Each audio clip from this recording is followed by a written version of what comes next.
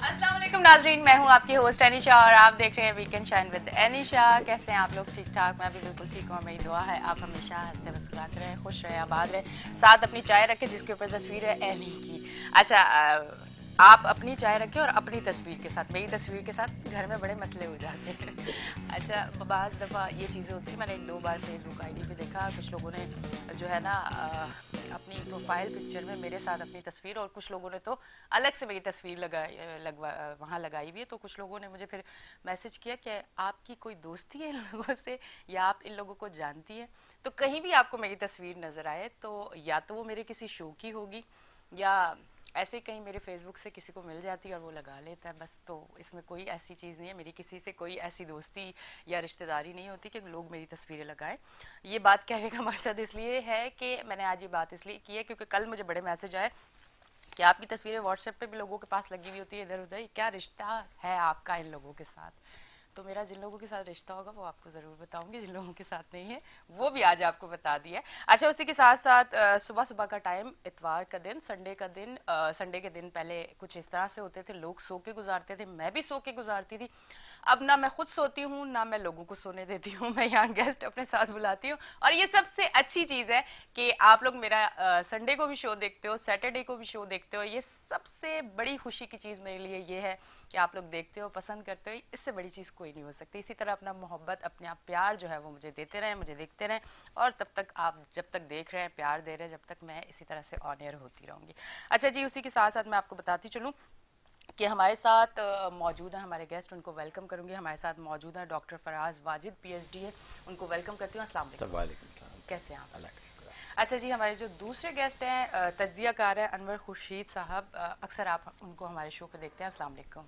वालेकुम सलाम। कैसे हैं सर आप? अल्हम्दुलिल्लाह, बिल्कुल ठीक ठाक। करम है अल्लाह का। अच्छा, सबसे पहले तो मैं आज टॉपिक कुछ इस तरह से शुरू करती हूँ, फिर इसको आगे लेके चले जाएंगे, ठीक है? अब मुझे बताएं, कोरोना आया और उसके बाद जो सूरत हाल हुई, एजुकेशन आज हमारा टॉपिक है। आप भी अगर कोई सवाल करना चाहें, कोई बात करना चाहें हमारे गेस्ट से, तो आप हमें लाइव कॉल कर सकते हैं। टीवी स्क्रीन पे आपके नंबर आना शुरू हो जाएंगे। कोई सवाल अगर आपके जहन में आए तो आप जरूर कर लेंगे बात, और इसी के साथ साथ मेरे जहन में जो सवाल आ रहे हैं मैं कर लूंगी, वरना आपने तो मुझे बोलने भी नहीं देना। अच्छा, ये आपकी अच्छी क्वालिटी है कि जब आपकी तरफ मैं आती हूँ तो आप भरपूर सारी चीजें लेके चलते हैं। ये सबसे अच्छी चीज होती है कि मजा आता है शो को करने में। जो चीजें मेरे जहन में नहीं आती वो आपके जहन में आती हैं। अच्छा जी, सबसे पहले तो मैं ये आपसे पूछना चाहूंगी, कोरोना के बाद अब बच्चे क्या उसी लेवल पे जाके पढ़ रहे हैं या उसी लेवल पे गए हैं, या मुझे तो लगता है कि नहीं गए।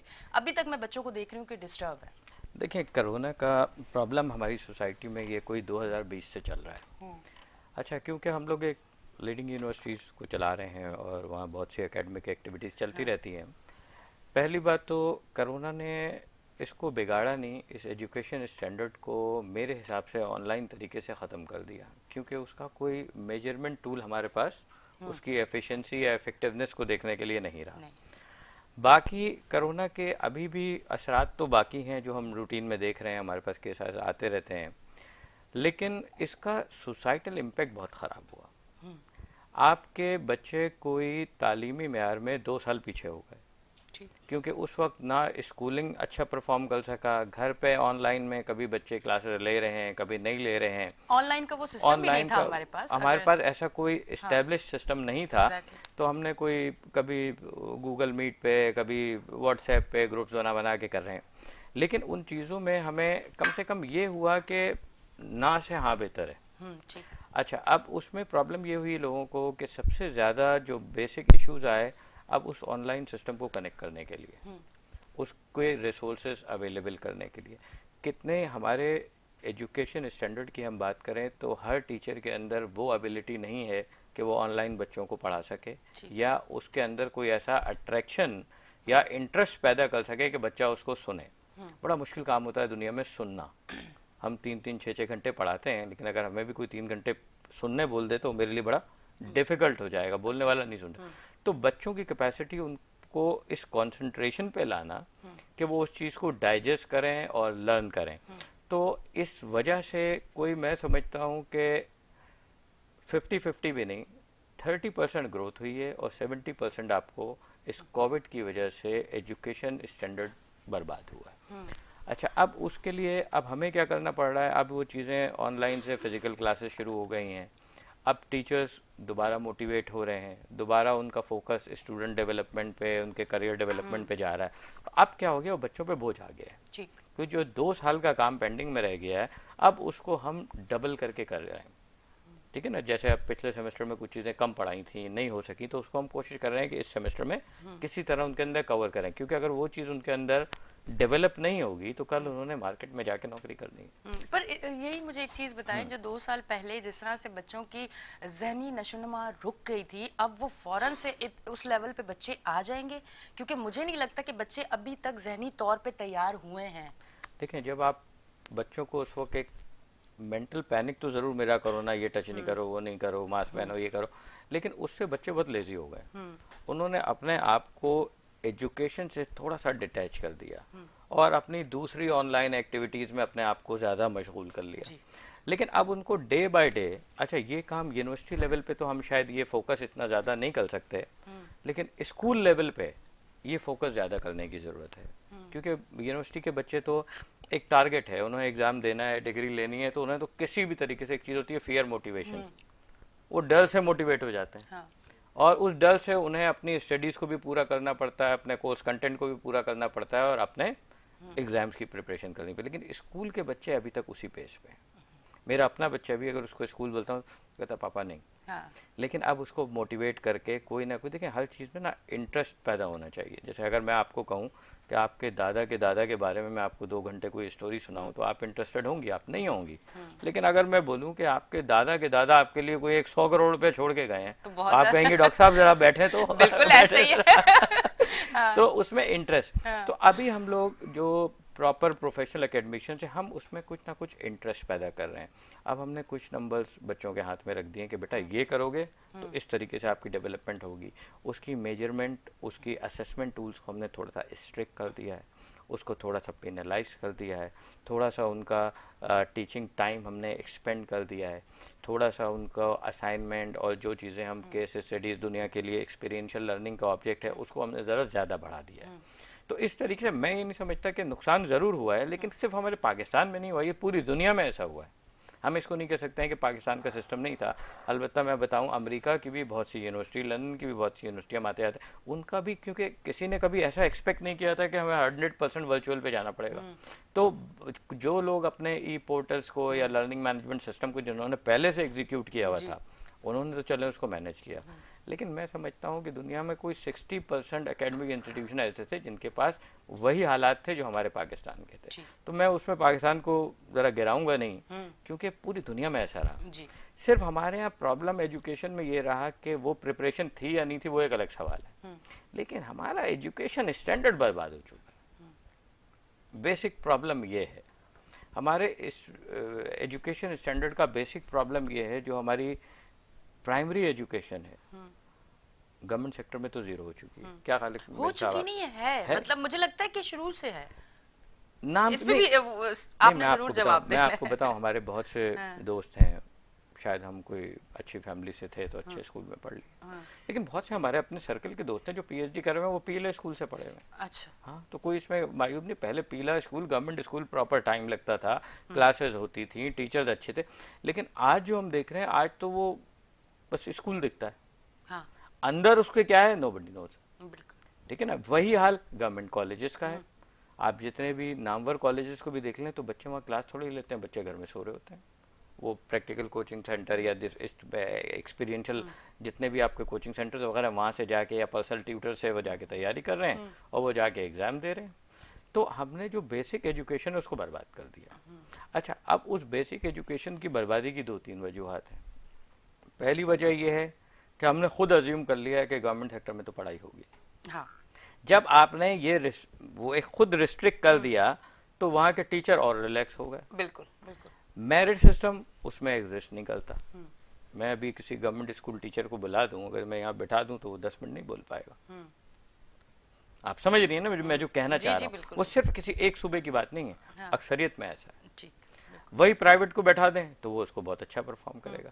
तो हमने उसके एजुकेशन के जो इंफ्रास्ट्रक्चर है उस पर कभी फोकस ही नहीं किया। ये अभी से नहीं, पहले थोड़ा था, लेकिन अभी मैं समझता हूँ 20-25 साल से इसका हाल बहुत बुरा हो गया। ये नहीं कहूँगा 4-5 साल, 20-25 साल से इसका जो कंडीशन है वो डे बाय डे गिरती जा रही है। अब उसको इम्प्रूव देखें, किसी भी मुल्क को बनाने या बर्बाद करने में दो ही चीज़ें होती हैं। पहली चीज़ होती है कि उसके एजुकेशन स्टैंडर्ड को बर्बाद कर दो। जब लोग जाहिल हो जाएंगे वो ख़त्म हो जाएगा। बिल्कुल। अभी एक वीडियो आई थी, एक बाइक पे किसी की कैब गिर गई, शायद आपने भी देखी हो। वो दूसरा आदमी उस कैब को पैर से उठा के उसको मोहब्बत में वापस लाया, उसको गिफ्ट क्या दे रहा है, वो गुटखा खिला रहा है। आपका ये कल्चर जो हो गया, ये आपके किस रेट ऑफ लिटरेसी को जाके टच कर रहा है। हाँ, जी। ये तो टोटल, मतलब मैं तो समझता हूँ इलिटरेसी है। ठीक है, उसने मोहब्बत में वो किया जो उसके पास अवेलेबल था, दिया। लेकिन हमने क्या कल्चर डेवलप कर दिया है कि लोगों को हमने नशे पे, जब एजुकेशन में जो नहीं जा रहे थे वो नशे में जा रहे हैं। मेरे पास डेली पता नहीं कितने लोगों के कॉल आते हैं कि डॉक्टर साहब इसको इस नशे में है, उस नशे में कहीं एडमिट कर रहा है। कितनों को फेवर देंगे आप? एक को दे देंगे, दो को दे देंगे, क्या हर जगह जाके आप हाथ तो नहीं जोड़ते रहेंगे? तो हमने इस सोसाइटी को सिर्फ एजुकेट ना करने की वजह से बर्बाद किया हुआ है। आज आप देखें जो प्राइवेट स्कूल हैं उसमें 3 कैटेगरी के स्कूलिंग सिस्टम है। एक बहुत एलिट के सिस्टम है जिसको आप अफोर्ड ही नहीं कर सकते, जिसकी 2 लाख रुपए तनख्वाह है और 3 बच्चे हैं, नहीं कर सकते अफोर्ड। उसके बाद एक मिडिल क्लास स्कूलिंग सिस्टम है जिसकी मैं स्कूल का नाम नहीं लूंगा, लेकिन उसकी जो फीस है कोई 20 और 25 हजार के बीच, पर उसको भी अब लोग अफोर्ड नहीं कर पा रहे। उसको भी अफोर्ड नहीं कर सकते, लेकिन चले जो कर रहा है अच्छी बात है। उसके बाद एक स्कूलिंग सिस्टम है जो बिल्कुल लो कैटेगरी का, उसकी भी फीस 3 से 5 हजार रुपए, जिसकी 25 हजार रुपए तनख्वाह है, 3 बच्चे हैं, कैसे करेगा? आजकल हमारे यहाँ अगर आप देखें तो लोग फ्यूचर जाहिलियत है ना, लोग सोचते नहीं 25 हजार तनख्वाह 5-5 बच्चे हैं। ओ भाई वो खाएगा कैसे, बड़ा कैसे होगा, उसकी नशोनुमा कैसे होगी, उसकी ग्रोथ कैसे होगी, हम ये नहीं सोचते। क्यों? Only because of the term जाहिलियत। क्योंकि वो जाहिलियत है ना। लेकिन एक पढ़ा लिखा आदमी, आज आप बड़े बड़े अमीर लोग देखें उनके 2-3-4 बच्चे होते हैं, और अगर आप थोड़ा सा बैकवर्ड एरियाज में चले जाए तो वो 12-12 क्रिकेट टीम बनी हुई है। क्यों? उनको इस चीज की अवेयरनेस नहीं। अवेयरनेस क्यों नहीं है? हमने लिटरेसी रेट खत्म कर दिया, हमने उनकी काउंसलिंग सेशन का कोई चक्कर नहीं चलाया। अब ये मुझे बताएं कि जो 5,000 रुपए 2 से 3 बच्चे तो हर फैमिली में होते हैं जी, ठीक है ना, तो वो चाइना में भी 2 बच्चे होते हैं, ठीक है, उनकी आबादी अभी दुनिया में सबसे ज्यादा है। तो एवरेज सैलरी हमने जो अभी इकोनॉमिक्स में कैलकुलेट की तो कोई एवरेज सैलरी लोगों की 50,000 से लाख के बीच आ रही है। अब उसमें 3-3 बच्चे पालना और इस महंगाई के दौर में कैसे आप अफोर्ड करेंगे? तो इसमें हमारी, हम किसी प्रोविंशियल गवर्नमेंट को या किसी को वो नहीं कहते, मैं हमेशा गवर्नमेंट के फेवर में रहता हूँ, लेकिन बात यह है कि हमारी जो पूरी काबीना है हुक्मरानों की, ये कुछ ना करें, 2 काम जरूर करें। ये मेहनती कौम है, अपनी कोई ना कोई, वो हम एक लफ्ज कहते हैं ना जुगाड़, हाँ, वो हम कर लेते हैं, बिल्कुल ऐसे ही इनको 2 चीज आप प्रोवाइड करें। एक इनके बच्चों की एजुकेशन पे, क्योंकि अगर बच्चे एजुकेट होंगे तो यही जनरेशन कल आपका फ्यूचर बनेगी। बिल्कुल। दूसरा, आप कुछ भी हो जाए, आज हमारे लिए सबसे बड़ा प्रॉब्लम महंगाई जितनी भी है, पेट्रोल 240-50 रुपए हुआ, रोड पे रश कम नहीं हुआ और बढ़ गया। तो मैं और मेरी वाइफ जा रही थी, मैंने कहा इधर 10,000 लीटर भी हो जाएगा ना, फिर ट्रैफिक कम नहीं होगा, ठीक है ना। आप वो ये अपनी जुगाड़ कोई ना कोई कर लेते हैं। 2 चीज की हमें बहुत बड़ी प्रॉब्लम है। अभी मैंने सुना कि कोई बच्चे स्कूल से आ रहे थे तो उन बच्चों को किडनैप करने की कोशिश की गई। ये मैं भी बच्चों को पिक करने जाता हूँ, कभी इधर से बाइक वाला, कभी आदमी डर डर के जाता है। तो हमारे यहाँ एक तो प्रॉपर नेटवर्क ऑफ स्कूलिंग बनाना चाहिए। दूसरा, आपको सिक्योरिटी सिस्टम अपना सही करना चाहिए। अगर आप यहाँ पे सिक्योरिटी लोगों को दे दें कि मुझे और आपको या मेजर साहब को कोई खतरा ना हो कि हमें कोई माल देगा, हम सब कुछ कर लेंगे, हम सब कुछ कर लेंगे। तो इन 2 चीज़ों पे हमारी गवर्नमेंट को बहुत ज़्यादा फोकस करना चाहिए, क्योंकि आज आप देखें जो ड्राइवर है ना वो भी बीए निकलता है। मैं आपको बहुत से बच्चों से मिलवा सकता हूँ जिनके पास इंटर और बीए की डिग्री है, मैट्रिक के सर्टिफिकेट है, वो अपना नाम नहीं लिख सकते। तो ये कैसे मिल रहा है? दुनिया में ऐसा कोई टूल नहीं है कि जो कभी स्कूल नहीं गया हो उसको आप मैट्रिकुलेशन की डिग्री दे दें, कोई सनद दे दें। लेकिन हमारे यहाँ ये चीज़ अवेलेबल है।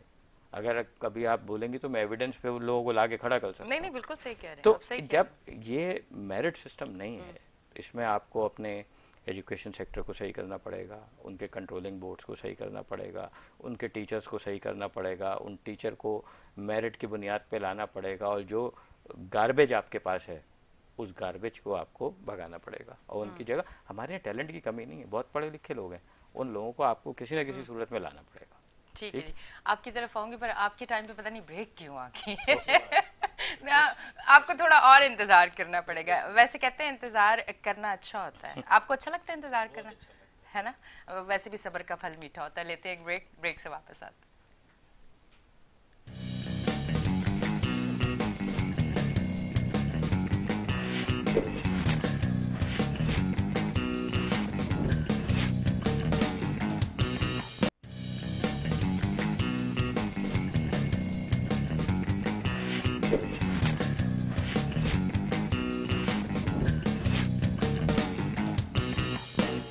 इंडिया जी की ऑफिशियल होस्ट, वेलकम बैक जी नाजरीन। हम ब्रेक से वापस आ चुके हैं। कभी कभी हम इतनी बातें करते हैं कि हमें पता ही नहीं होता कि हम ऑन एयर हो गए। आपको भी नहीं पता होना चाहिए कि हम ऑन एयर हो गए। मैं आपकी तरफ आती हूँ। अच्छा, अब जो सिलसिला और जो बातें चली है, अब आप मुझे बताएं। मैं तो शुरू से सिरे से जब से मैंने होश संभाला है, मुझे तो गवर्नमेंट स्कूल में कुछ भी नजर नहीं आया। मेरे टाइम पे तो कभी नजर नहीं आया। बिस्मिल्लाहिर्रहमानिर्रहीम। देखें, अगर आम तौर पर जो कराची में रहने वाले लोग हैं और सिंध में रहने वाले लोग हैं, मैंने देखा है वो जब भी बात करते हैं जनरली कराची की बात करते हैं। जी जी। हाँ, मुझे कई दफ़ा ऐसी कोई ऑफर्स आती हैं जिनका अता पता नहीं होता, कोई नेट लगा लो या कोई प्लाट ले लो या फलानी बात होती है। मैं उससे पहले पूछता हूँ कि शहर की बात कर रहे हो भाई, तो मैक्सिमम 99% वो कराची कहते हैं। मैंने कहा पता लाहौर की बात हो रही है, इस्लामाबाद की बात हो रही है, कहाँ की बात हो रही है, पता नहीं चलता। तो हम अब एजुकेशन की अगर बात करेंगे, चैनल तो K21 है जिससे कराची ज़ाहिर होता है, मगर मैं पूरे पाकिस्तान की बात करूँगा।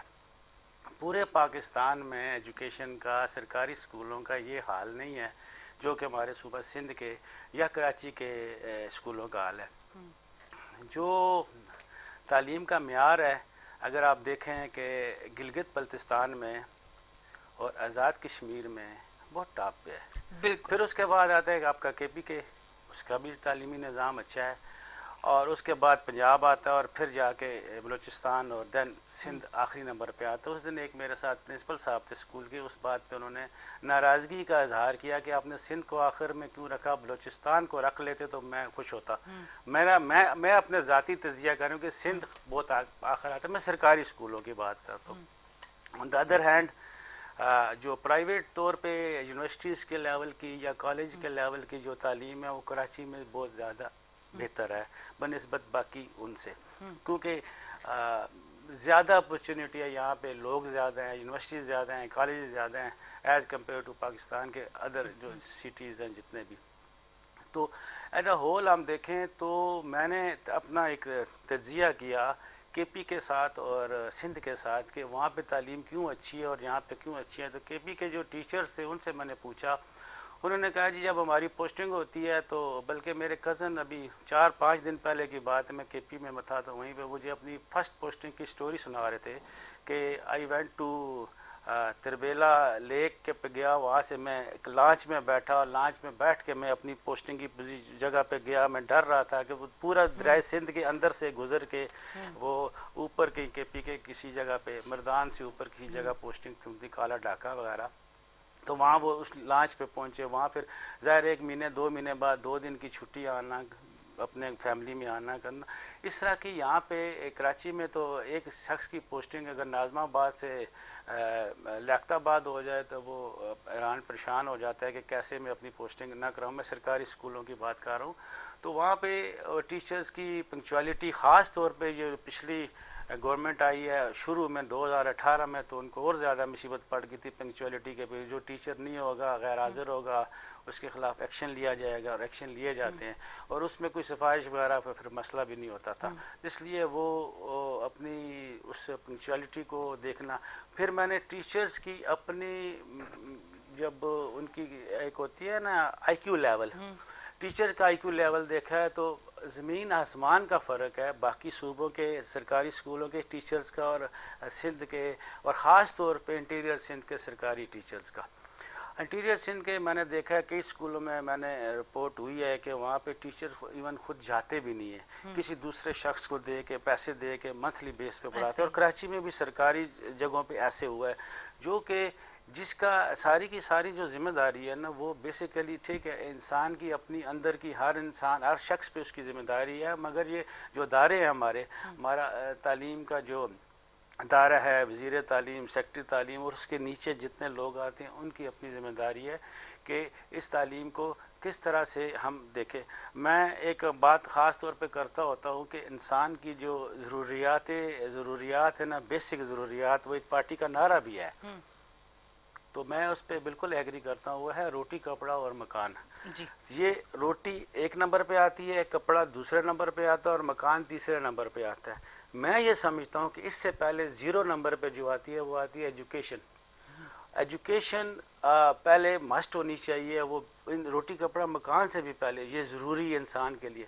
जब एक बच्चा एजुकेशन हासिल करता है और एजुकेशन से अगर अवेयरनेस आती है, उसमें एक बंदे के अंदर जाहिलपन जो होता है वो जहालत खत्म होती है और अवेयरनेस आती है। अब एजुकेशन बाज़ हमारे पेरेंट्स हैं ख़ास तौर पे जो कि ख़ुद एजुकेटेड नहीं है किसी भी वजह से, वो तो चलो हो गए। अब जो नस्ल आ रही है उन नस्ल के जो पेरेंट्स हैं वो ये समझते हैं कि एजुकेशन का मतलब है कि 2+2 4 कर सकता है, अली बे पे तेटे से पढ़ सकता है, ABCD आती है, फर अंग्रेज़ी बोलता है, फर उर्दू बोलता है, ये सवाल हल कर सकता है। ये एजुकेशन का मतलब बेसिक ये नहीं है। एजुकेशन का मतलब है कि आपके अंदर शऊर आए। शहूर में और 2 जमा 2 4 करने में ज़मीन आसमान का फ़र्क है। हम ये समझते नहीं है कि एजुकेशन से शऊर आए, और शऊर एजुकेशन से तब आएगा कि हमारे टीचर्स के अंदर, पढ़ाने वालों के अंदर, मुअल्लिम जो होगा उसके अंदर भी शऊर होगा, उसका IQ लेवल इतना होगा कि वो बच्चे को बता सकता है कि शऊर है क्या। बच्चे को अभी मैथ की क्लास चल रही है तो वो कहेगा 2 का पहाड़ा सुना दो। छोटी मैं प्राइमरी स्कूल की बात कर रहा हूँ। अगर ऊपर बहुत इंटीग्रेशन और वो वाले कर लो, तुम फार्मूले A² B² = AB² जो भी है वो कर लो। अभी उस क्लास में क्या ये बताया जाता है कि आपने अपना कचरा डस्टबिन में कैसे डालना है? सड़क के ऊपर आपने मोटरवे पे, रोड पे, किसी जगह चल रहे हैं, आपने बोतल बाहर नहीं फेंकनी है। और इस किस्म की हज़ारों चीज़ें हैं जो कि शऊर आता है, तालीम से शऊर आता है। और हम देखें जब भी कोई रोड के ऊपर बहुत ज़्यादा हमारे लोगों के बीच में या गैदरिंग में हमारी बात होती है, उसे कहते हैं जाहिल।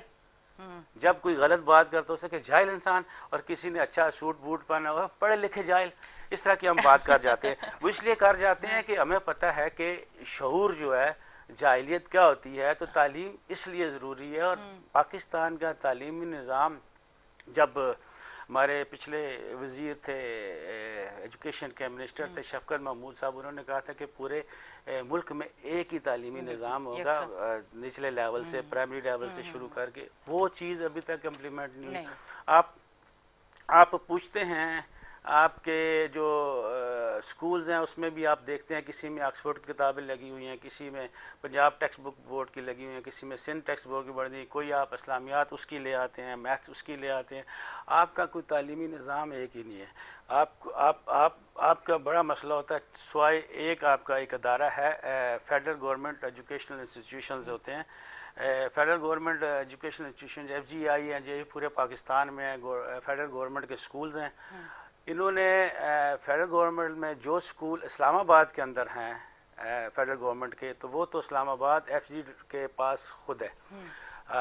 तो जो स्कूल इस्लामाबाद से बाहर हैं पूरे पाकिस्तान में, वो सारे के सारे इन्होंने आर्मी के हवाले, लोकल जो आर्मी कमांड होती है उसके हवाले किया हुआ है। मिसाल के तौर पे कराची में है तो कराची के पूरे सिंध के जितने स्कूल हैं कराची के कोर के हवाले किए हुए। इसी तरह बलूचिस्तान में, पंजाब में मुख्तलिफ उनके रीजन ऑफिस हैं उनके, तो हर रीजन में बांटे हुए हैं।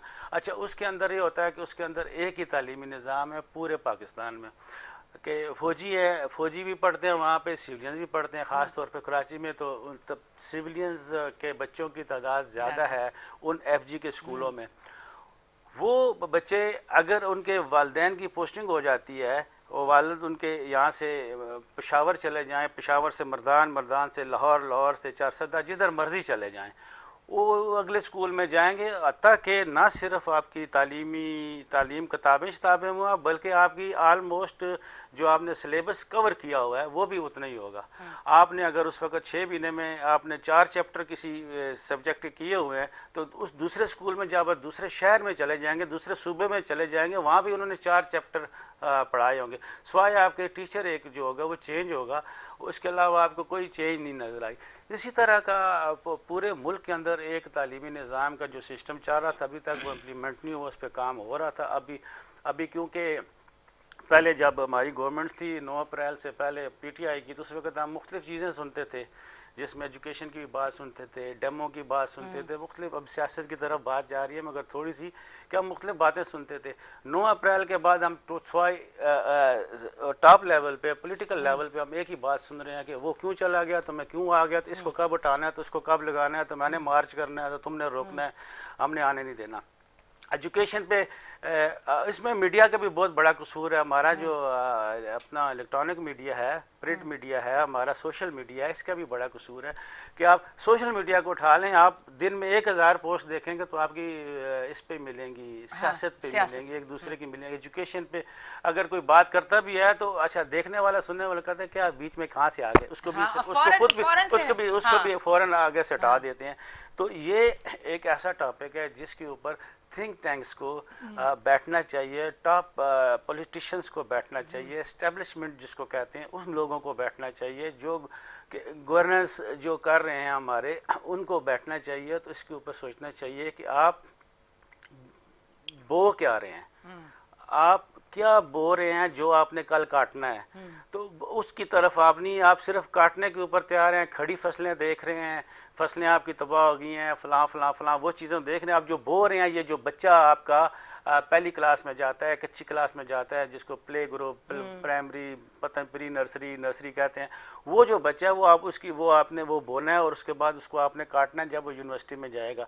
तो अगली बात ये भी है कि ये जो तालीमी निज़ाम है, एक प्राइमरी का थोड़ा सा डिफरेंट है, हायर सेकेंडरी स्कूल तक डिफरेंट है, कॉलेज का और है, यूनिवर्सिटी का और है।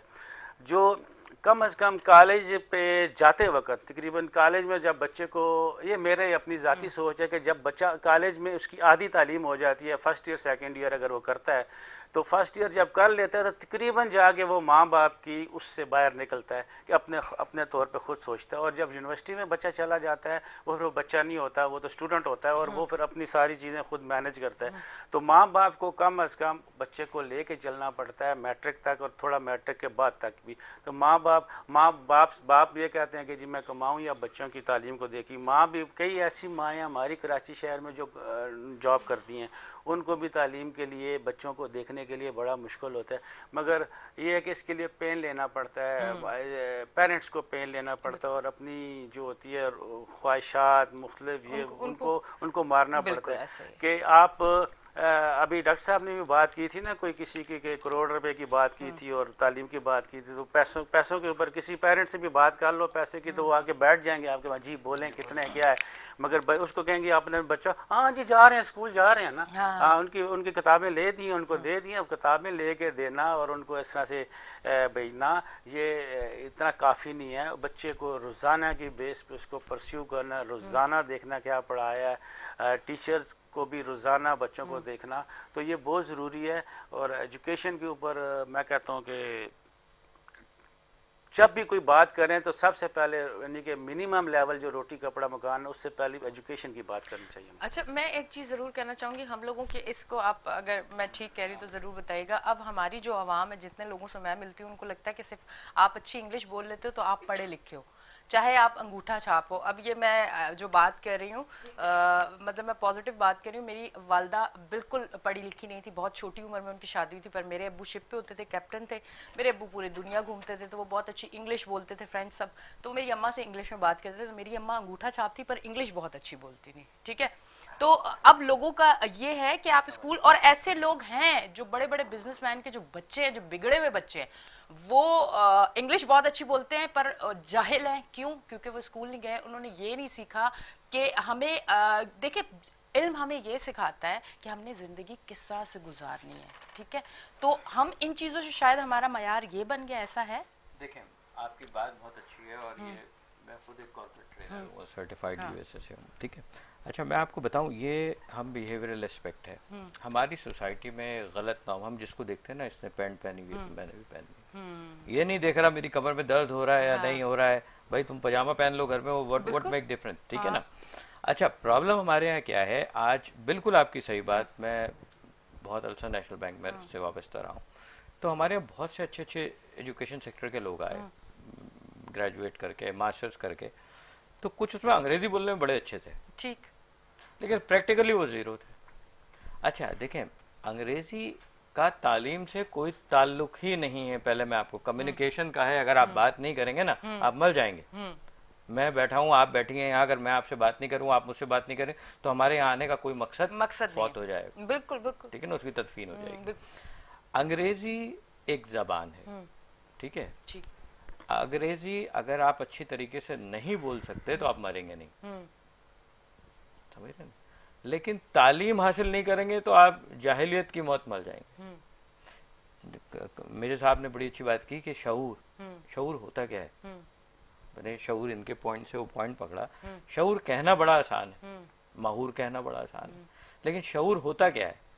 शऊर तालीम याफ्ता आप किसको कहते हैं? हम कहते हैं इसके पास डिग्री है, he can speak very good in अंग्रेजी लैंग्वेज। तो मैं कहता हूँ कि अंग्रेजी is not essential for your life, you won't die. मरोगे नहीं, ठीक है, इंटरनेशनल कॉरेस्पॉन्डेंस के लिए, कन्वर्जेशन के लिए जरूरी है, सीख लो, लेकिन इसके बगैर आप मरोगे नहीं। मैं अपने स्टूडेंट्स को भी कहता हूँ। शऊर क्या है? एजुकेटेड पर्सन की मेरी नज़र में जो निशानी है वो ये है कि मैं डिग्री से नहीं नापता, मैं नंबरों से नहीं नापता। एक बच्चे ने एग्जाम दिया, पूरा सेमेस्टर वो मेरे साथ अच्छा पढ़ रहा है, एग्जाम वाले दिन उसको मोशन लगे, वो क्या पेपर देगा? लॉजिकल बात है ना। अब उस 2 घंटे की मेजरमेंट पे उसके मैं 6 महीने जाया कर दूं, मैं इस टाइप का आदमी नहीं। शऊर ये है कि किसी इंसान को जज करना है वो तालीम याफ्ता है या गैर तालीम याफ्ता है। उसका शऊर ऐसे पता लगेगा क्या वो सही और गलत चीज़ों में फ़र्क महसूस कर सकता है। अगर उसको सही और गलत चीज़ों का फ़र्क पता लग गया तो उसके अंदर शऊर है, उसकी जो डिग्री है वो जस्टिफाई होती है। लेकिन हमारे यहाँ ट्रेंड ऐसा बन गया है कि बस डिग्री चाहिए, नंबर चाहिए, 4 GPA चाहिए, 4 GPA जाके आगे कुछ नहीं होता। कुछ हमारे यहाँ बच्चे वो कहते हैं सर 4 GPA से कम तो नौकरी नहीं मिलेगी। मैंने कहा मेरी खुद GPA जो है ना वो 3 से कम थी, आज मैं PhD बैठा हुआ हूँ, और इस लेवल पे ग्रेड 20 की नौकरी कोई आसानी से मिलती भी नहीं है, ठीक है ना। तो हमारे यहाँ प्रॉब्लम सिर्फ ये हो गया है कि देखिए, मैं अगर थोड़ा सा मुझे एक्सेस दें तो एक जी थोड़ा सा ओपन बात कर दूं। जी जी। कुछ हमारे बर्गर बच्चे हैं ना, उन्हें शायद मेरी बात बुरी लग जाए, लेकिन बात ऐसी है कि शऊर देने के लिए करना भी जरूरी है। जी। अगर आपकी इजाजत है तो। नहीं कोई मसला नहीं, मैं खुद देखें बहुत खुला देखें नहीं, अमेरिका में ना कुत्ता भी अंग्रेजी बोलता हो समझता है। हाँ, तो बात खत्म हो गई। कुत्ते को आप बोले स्टैंड अप, वो खड़ा हो अच्छा जाए। हमारा यार आप ये देखें, मैं अपनी जिंदगी की कुछ चीजें ऐसी हुई हैं जो मैं आज इसलिए बोल रही हूँ, शायद कुछ लोग इससे सीख जाएं। एक चैनल पे मैं पहले होती थी और एक मीटिंग थी, हमारा जो प्रोग्रामिंग का हेड था वो भी बैठा हुआ था, सब थे। एक होस्ट आई और उसने आके बताना था मैं बहुत पढ़ी लिखी हूँ, तो उसने आते ही मेरे प्रोग्रामिंग के हेड से इंग्लिश में बात शुरू कर दी। बहुत पढ़ा लिखा बंदा, शऊर वाला बंदा था। उसको पता चला कि महफिल में इस टाइम जो मीटिंग हो रही है हम उर्दू में सारे बात करें, इसने आके इंग्लिश में की। उस बंदे ने फौरन से पता क्या कहा, क्या कह रही? तो वो एकदम से यूं चौंक गई, मुझे इंग्लिश नहीं आती है, आप उर्दू में बात करें। देखिए, अभी मैं एक ट्रेनिंग प्रोग्राम करा रहा था, इस पे एक चीज़ थी। देखिए, कभी कभी हमारे साथ, आपके साथ ऐसा सिनेरियो बन जाता है कि हम आप एक बंदा आपको कभी ना कभी ऐसा ज़रूर मिलता है कि जिससे आप बात ना करना चाहें और आपको उससे कम्युनिकेट करना पड़ता है, तो कितना डिफिकल्ट हो जाता है। या अभी हम एजुकेशन पे बात कर रहे हैं और एक आदमी यहाँ के बोले कि नमाज की कितनी सुन्नतें होती हैं, इररेलेवेंट। तो वो इररेलेवेंट डिस्कशन जो है ना आपको डिमोटिवेट कर देता है। तो मेरी फिर भी मैं लोगों को, और ख़ास तौर पे पेरेंट्स को, और ख़ास तौर पे उन पेरेंट्स को जिनके बच्चे अभी किंडरगार्टन मॉन्टेसरी पे हैं, कि बच्चे को शऊर दें, एजुकेट करें। मेजर साहब की बात बहुत अच्छी है कि पेरेंट्स का उस पर चेक ज़रूरी है। उसको खाली इस अंग्रेजी माहौल के चक्कर में बर्बाद ना करें। अंग्रेजी जब रिक्वायरमेंट होती है, हमारे वालिदैन अभी इसी तरफ जा रहे हैं, अगर आप देखें ना। हम अंग्रेजी सीख के पैदा नहीं हुए थे, आज पढ़ा रहे हैं। वक्त ने सिखाया। मेजर साहब अंग्रेजी में पैदा नहीं हुए थे कि बोलते हुए हेलो मॉम हेलो डैड, लेकिन वक्त ने उनको भी सिखाया, हमें भी सिखाया, आपको भी सिखाया। जो जरूरी चीज है वो चले आप सीखते हैं, पर आप उसको वो ना बना लें कि अपने इल्म से दूर हो जाए और इस तरफ आ जाए। आपके फोरम से, आपके चैनल से मुझे खुशी इसलिए होती है कि यहाँ में बोलने का चांस दिया जाता है। बहुत से चैनल बुलाते हैं, मैं नहीं जाता, क्यों? वो रिस्ट्रिक्टेड बातें करो, तंजो मजा करो, मेरी आदत नहीं है। मैं पेरेंट्स को इस फोरम से ओपन एक मैसेज देता हूँ कि अपने बच्चों को बजाय अंग्रेजी के उनकी तरबियत अच्छी करें। अंग्रेजी वो जब उनकी जरूरत होगी ना वो वो खुद बिल्कुल, सीख खुद जाएंगे। बिल्कुल। अभी हमारे इवनिंग में बच्चे जो MBA कर रहे हैं बड़े बड़े 50-50 साल के हैं, तो उन्हें कोई बोलता है कि जाके डिग्री लो, उनकी जरूरत पड़ी है वो खुद सीखते हैं। तो इसमें हमारे एजुकेशन सेक्टर को हमें थोड़ा सा प्रमोट, और इसमें मीडिया को एक रोल अदा करना चाहिए। इसमें मीडिया को एजुकेशन पे कम से कम, मैं आप ही के चैनल से कोई एजुकेशन पे एजुकेशनिस्ट को बुला के उनके व्यूज कोई हफ्ते में एक दफा आप लोगों को भी, पब्लिक को दें, उनको अवेयरनेस देंगे तो आएगी ना। और जो स्कूलिंग सिस्टम की मेरे साहब ने बात की, देखिए मैं समझता हूँ कि स्कूलिंग सिस्टम जो है ना हमारा, ये पॉलिटिकल नॉर्म्स की वजह से बर्बाद हो गया। एजुकेशन को पॉलिटिक्स से सेपरेट कर देना चाहिए। जब आप उस चीज में इंटरेस्ट और उसको मैरिटाइज कर देंगे तो वो ऑटोमेटिकली सही होगा। अच्छा, हमारे पास 2 मिनट है, एक लास्ट सवाल मैं जरूर करूंगी, हो सकता है बहुत सारे लोगों के दिल में हो, पर मैं आज कर देती हूँ। यूनिवर्सिटी के क्या माहौल है हमारे, किस तरह से बच्चे नशों की तरफ जा रहे हैं? बहुत सारे लोग देखे हैं, मतलब ऐसे बहुत सारे लड़के लड़कियां जिनको मैं जानती हूँ। देखें ये क्वेश्चन, क्योंकि मैं खुद एक यूनिवर्सिटी से ताल्लुक रखता मतलब हूँ, जल्दी जल्दी आप लोगों ने इस मेरे पे साहब जरूर आपने जवाब देना, ये perspective मुझे, दिया। क्योंकि देखिए, वालिदैन बहुत परेशान होते हैं अपने बच्चियों को यूनिवर्सिटी भेजने के लिए कि वहां जाके तो बच्चे मैं इस आपको लाइन में जवाब चले- दूं इसका। हाँ। देखें, यूनिवर्सिटी का इसमें कोई अमल दखल नहीं। हाँ। कोई भी उस्ताद, कोई भी तालीमी इदारा बच्चे को नशा नहीं बेच रहा, ना उसकी परमिशन देता है, ना कोई बच्चा यूनिवर्सिटी की प्रेमिसेस में नशा करता है। चलो सिगरेट वगैरह पीता हुआ एक अलग है, लेकिन हमने कोई अरसा दराज से मैं यूनिवर्सिटी से एसोसिएटेड हूँ, मैंने किसी को यूनिवर्सिटी में नशा करता हुआ नहीं देखा। देखिए ये नशे क्या करते हैं, बच्चे हैं, ये माँ बाप का कसूर है, ये पेरेंट्स का कसूर है, बच्चे का कसूर नहीं है। उसके माँ बाप उसकी सराउंडिंग चेक क्यों नहीं करते? हाँ। उसके माँ बाप को क्यों नहीं पता कि उसके 4 दोस्त में से एक दोस्त शराब पीता है, एक दोस्त आइस लेता है, एक दोस्त चर्च पीता है। जब घर में बच्चा एंटर होता है ना, हर माँ बाप को पता होता है कि मेरा बच्चा सिगरेट पीता है नहीं पीता। बिल्कुल, बिल्कुल। इसकी शुरुआत छालिया पान सिगरेट से ही होगी। अगर वो इस तरफ जा रहा है तो ग्रेजुअली वो उस पर बढ़ेगा। तो इस पे ये इल्जाम यूनिवर्सिटी पे देना मुनासिब नहीं है। अच्छा। कोई भी उस्ताद ऐसा नहीं करता। हाँ, कुछ यूनिवर्सिटीज हैं जिन्होंने एक फ्रीडम दिया हुआ है अपने बच्चों को, वो चेक नहीं करते। मैं नाम नहीं लूंगा यूनिवर्सिटी, लेकिन उनके सरबराहों से मेरी गुजारिश है कि आप अपने इस कल्चर को थोड़ा खत्म करें। बच्चों को सिगरेट की भी परमिशन क्यों है? हम तो नहीं देते। हाँ। अच्छा, उसके बाद थोड़ा सा एक माहौल जो आजकल ये लड़के लड़कियों का इस टाइप के जो है, इसको थोड़ा सा स्ट्रिक्टनेस देनी चाहिए, क्योंकि इससे पता है क्या होता है, लड़के का कुछ नहीं जाता, एक लड़की की जिंदगी भर के लिए बर्बाद हो जाती है। ठीक जी, इस तरफ आएंगे, आप क्या इस पे कहेंगे? इसमें वो मैंने पहले जो डिस्कस किया था ना फेडरल गवर्नमेंट स्कूल्स के, उसके अंदर थोड़े थोड़े से कोई रूल्स ऐसे हैं कि क्योंकि वो आर्मी के कर्नल या ब्रिगेडियर के अंडर आते हैं सारा माहौल, तो उसमें माहौल में थोड़ी स्ट्रिक्टनेस है।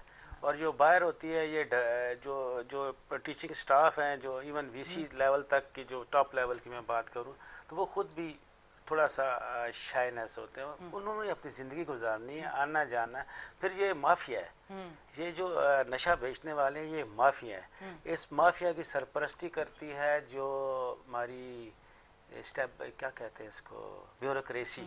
ब्यूरोक्रेसी से मुराद मैं पुलिस की बात कर रहा हूँ। पुलिस है, पुलिस के जो छोटे लेवल पे थानेदार होते हैं या इलाका होता है, वो इनकी सरपरस्ती करते हैं। अगर थानेदार चाहे, मैं ये कहता हूँ, थानेदार या वज़ीर आज़म, कितना डिफरेंस है। थानेदार जो होता है वज़ीर आज़म से ज़्यादा पावरफुल होता है। थानेदार चाहे कि मेरे इलाके में ये काम नहीं हो, वो नहीं होगा। उसके इलाके में जो यूनिवर्सिटी आती है, जो कॉलेज आती है, थानेदार जिम्मेदार है, जिसको SHO कहते हैं, सब house officer, station house officer जो होता है, SHO जो होता है, जिसे थानेदार कहते हैं, वो जिम्मेदार है इस नशे का। ना पेरेंट्स जिम्मेदार है, ना स्टूडेंट जिम्मेदार है, ना टीचिंग स्टाफ जो है वो जिम्मेदार है, ये SHO जिम्मेदार है। अगर SHO चाहे उसके इलाके में चिड़िया पर नहीं मार सकती, ये मैं स्ट्रेट अवे कहता हूँ, क्योंकि ये रिलेशन, नशा जो है ना, ये क्राइम के साथ इसका रिलेशन है। तो अगर वो चाहे, अब यूनिवर्सिटी जो सचल थाने में आती है, अगर कराची यूनिवर्सिटी की बात करें या बाकी यूनिवर्सिटियाँ जो डिफेंस थाने में आती हैं इधर की, वो जो चाहेगा वो उधर नशा बिकेगा कैसे, बेचेगा कैसे, कोई लेगा कैसे? आप देखें ये काला पुल पे जाएं, नशे पड़े होते हैं। इधर आप बंस रोड पे जाएं, वहाँ पे हेरोइन पी के बैठे होते हैं। हेरोइन बेचता कौन है उनको? हेरोइन बेचता कौन है? वो बंदा बता नहीं सकता, उसके ऊपर चेक नहीं रखा जा सकता हेरोइन आती कहाँ से है। चरसाती कहाँ से, गांजा ये आता कहाँ से, वो आता कि ये तो अपनी छालिया जो छालिया के ऊपर या गुटखे के ऊपर जो बैन लगा उसको नहीं है। वो अभी जैसे डॉक्टर साहब ने बताया कि उसने उसको गुटखा ऑफर किया, हाँ वो वीडियो मैंने भी देखी है। तो उसको जब वो ऑफर किया तो वो गुटखा उसने कहीं से तो परचेज किया हुआ है ना। आप वो जो उसको उसके पीछे भागने की जरूरत नहीं है कि जो एक्टिव है इसमें, इस क्राइम में जो बेचने वाले हैं, जो पीने वाले हैं उनको छोड़ दें, नशा करने वालों को बिल्कुल खुला छोड़ दें, जो मर्जी जितनी मर्जी करे नशा। बेचने वाले को, बनाने वाले को, लाने वाले को, यहाँ से शहर में आता है बाहर से कहीं ना, उसको देखें, उसको कौन रोक सकता है? उसको लोकल पुलिस रोक सकती है, कस्टम रोक सकती है, नहीं रोकते। क्यों नहीं रोकते? इसमें एक चीज़ मैं एडिशन करूँ अगर मेरे साथ इजाज़त हो आपकी। देखिए ये जो नशा आ रहा है ना, ये ना हमें पता है ना आपको पता है, ठीक है ना, क्योंकि हमारी ये फील्ड नहीं है। अच्छा, इसमें किसी यूनिवर्सिटी में नशा नहीं मिलता, मैं आपको क्लियर बताऊं। इसमें मैं अपने आईजी साहब सिंध के जो हैं उनको, या दूसरे प्रोविंसेस के जो आईजीज हैं उनको मैं एक सजेशन या रिक्वेस्ट ज़रूर कर सकता हूँ। ये आजकल नशा, क्योंकि हम रात को निकलते हैं देखते हैं, अभी मैंने एक जगह देखा, नाम नहीं लूँगा, वो खाने डिलीवरी, नाम भी नहीं लूँगा, वो खाने डिलीवरी के डब्बे होते हैं ना सर, उसमें शराबें सप्लाई होती है, उसमें नशा, वो राइडर पुलिस समझ रही खाना जा रहा है, उससे वो घर घर वो डिस्ट्रीब्यूट हो रही। अब नशा कहीं मिलता नहीं। पहले हम शराब गोड से गुजरते थे, दो से गुजरते थे, अब आपके घर आ जाता है। लोगों पे अब अवेलेबिलिटी इतनी है, अब वो ऑनलाइन घर आ जाता है आपको, आसानी बहुत। आपने फोन किया वो लेके आ गया आपको। क्या आप इस सिस्टम को कैसे रोकेंगे?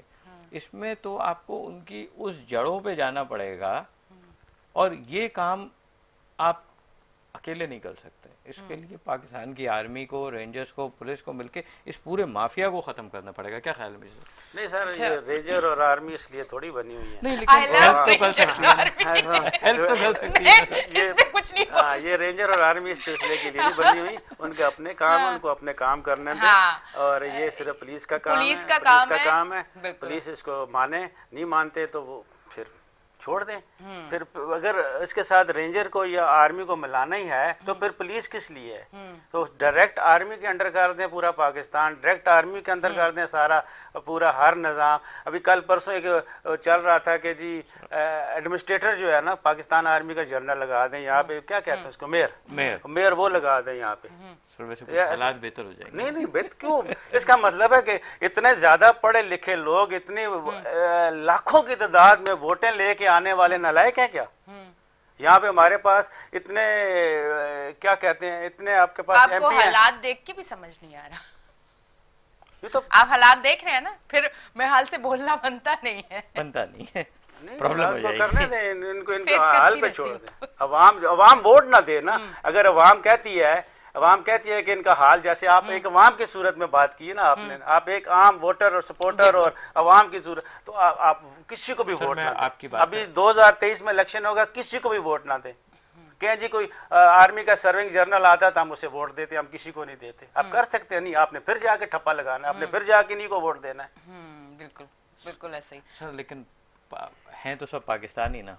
अगर एक इदारा कमजोर है, दूसरा मजबूत है, अगर उसको थोड़ी सी मदद कर दें तो हमारी मतलब हमारी सलाब आ जाए आर्मी, जजला आ जाए आर्मी, नाला साफ करना हो आर्मी, नाली साफ करनी हो फिर भी आर्मी, सर इसीलिए आपका मच्छर मारना हो फिर भी आर्मी। अवाम सल्यूट इसीलिए तो आर्मी को करती है, उसी पे रिलाय करती है। और किस पे हम करती जब है? डूब रहे होते हैं तो हमें नजर हमारी फौजी आती है बस। बिल्कुल, हम तो वो बात करेंगे जो हमारे दिल की बात है। ठीक है, और मेरा तो आर्मी से कुछ ज्यादा ही मोहब्बत है।